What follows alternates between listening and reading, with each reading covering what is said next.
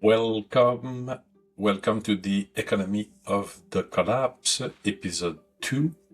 We're going to talk about the firearm, confiscation, the program, the Buyback program that the Canadian government is pushing forward. And there's a mistake people make when they talk about firearm. And for most people, they think it's about gun. But it's not. It's about how a society defines risk, how it distributes power, and how that evolves over time. Because what we're seeing today in Canada only makes sense if you understand where these systems come from. Before going further, I want to be precise. This analysis focuses on what we could call core Canada, so the southern province, where the vast majority of Canadians lives. So I'm leaving out Nunavut and the upper part of Northwest Territory and Yukon. According to Statistics Canada, more than 80% of the population lives in urban areas, and that matters because policy follows population through time. Now, if you have a look at firearm-related violence, in major Canadian cities, most incidents involve handguns, often tied to gangs and organized crime. We're not talking about citizens that have a permit here. In 2023, about 49% of firearm-related violent incidents involved handguns, with the utmost concentration in urban center. So it's really like an urban problem, we should say. In rural Canada, the reality is different. We mostly find rifle and shotgun for hunting. There's a direct connection to hunting in the daily life. In terms of police response time, it can be like even more than an hour in some area. So we're not dealing with the same issue at all.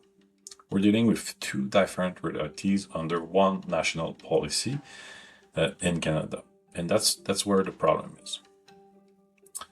And here's a critical data point also. In cities like Toronto, police have stated that up to 88% of gun crime originate from firearms that came from the United States through our porous border, criminal network, Indian Reserve, First Nation Reserve, and so on, which raises a structural question. If most urban gun violence is driven by illegal firearms, what exactly are we solving when we regulate legal ownership with so many resources engulfed into this issue? Now this is where it gets very interesting, because to understand the difference between Canada, let's say, and the United States, you have to go back to the beginning. When the United States was founded in the late 18th century, it was overwhelmingly rural. People lived in dispersed communities. There was no centralized policing as we understand it today. It was the same for Canada. Security was local. Self-reliance was necessary. And in that context, the right to bear arms was not theoretical. It was functional of the daily life. And that's why it was embedded in the Constitution at the time. Not as a modern political statement, but as a reflection of the lived reality of the time. And it was the same in Canada. Now fast forward. Today, the United States is also highly urbanized. Around 80% of Americans live in urban areas as Canadians, even if Canada has a higher number. So societies change, but the Constitution didn't, and that creates the tension in the US.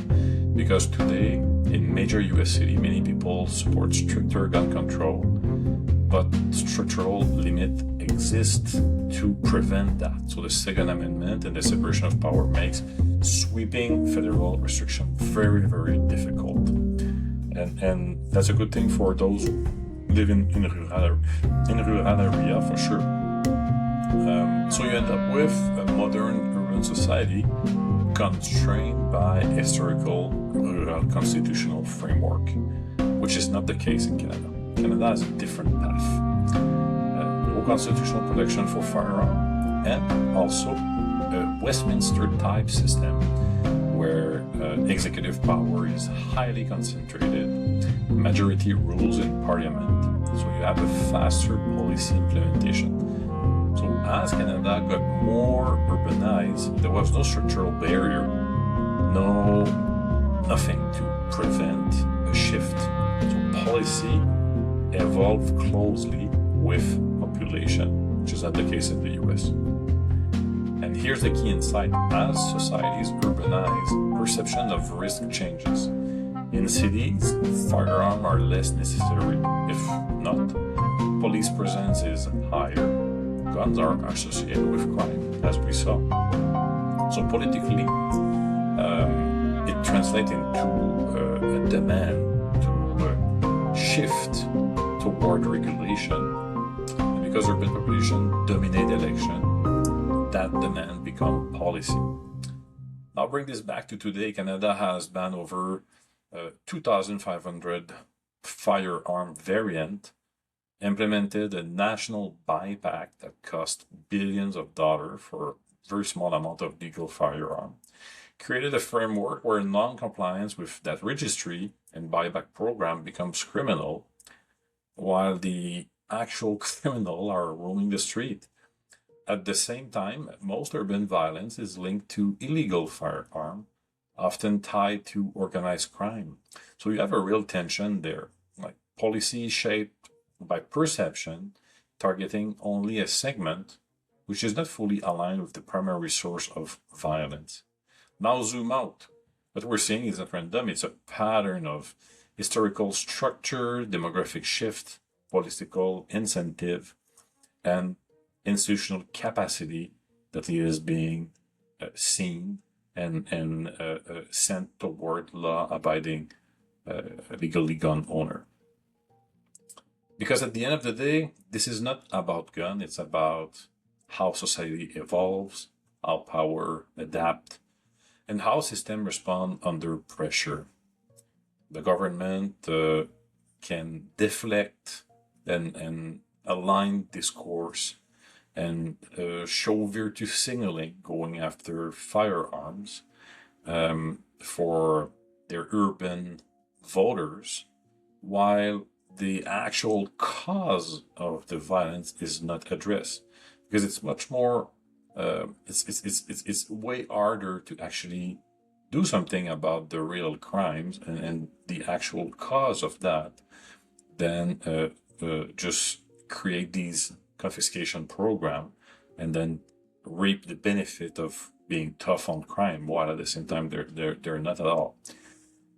The United States is constrained by its past, but Canada is shaped by its present, and both are reacting to exactly the same force. Urbanization changing how people perceive risk. And this is not about fear, it's about clarity, because once you understand the timeline, you understand the structure. And that's what we're trying to do at the Economy of the Collapse. We're still calibrating a little bit the show. We had some technical issue with the quality of the online studio. This seems to be being resolved as we speak.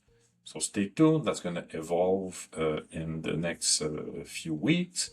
And we're going to try to bring always an angle that is not necessarily discussed in the mainstream media or the mainstream forum to think about these kind of issues. So we'll wish you a great day and also happy Easter to all.